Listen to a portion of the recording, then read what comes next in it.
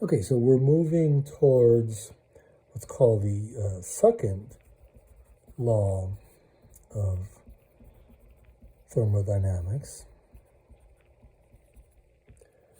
And actually, this is not a good name for this a physical idea or this physical principle, but we'll get there by imagining some experiments.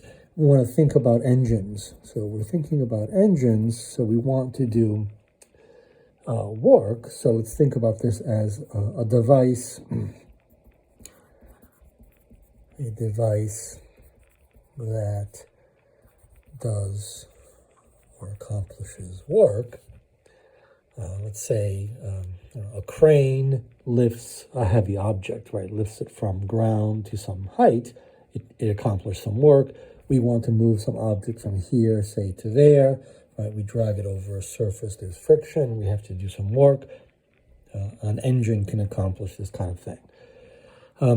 So some engines are called heat engines. So there is some heat. Here's a source of heat.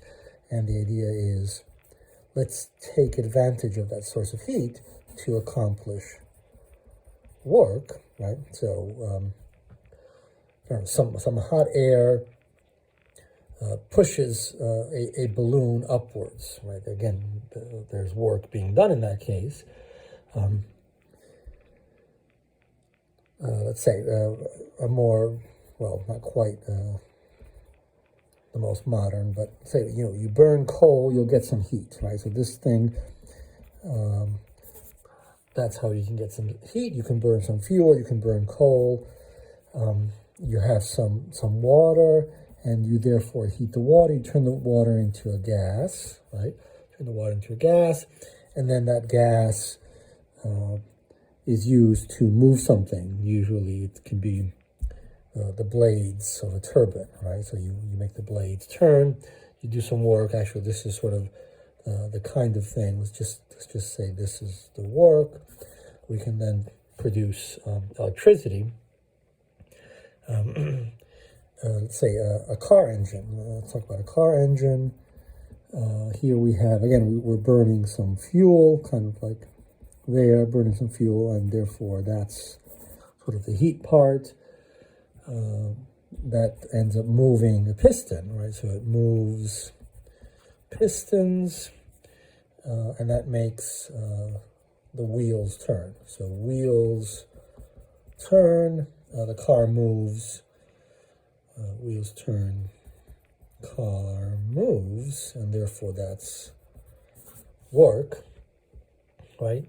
And what one notices, so we can imagine doing simple experiments that take heat, produce work, and we'll notice that you're never taking all of the heat into work.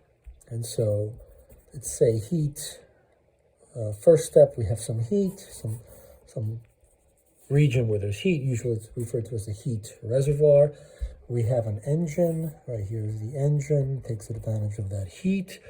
It produces some work, but it's never 100%. So it's never just heat to work. There's also some heat generated, so maybe heat 2, right? You can never get rid of this heat 2, and so it's not 100% heat to work. Okay, so this looks like there's a principle here operating, and we'll go into more details on this, and then we'll look at this from a different perspective. And this is what people were thinking about in the mid-1800s, right? The subject of thermodynamics and heat engines, people like Carnot, and we'll eventually see that from a molecular perspective, we can figure out what are the underlying principles here at work, and we'll get to the second law of thermodynamics.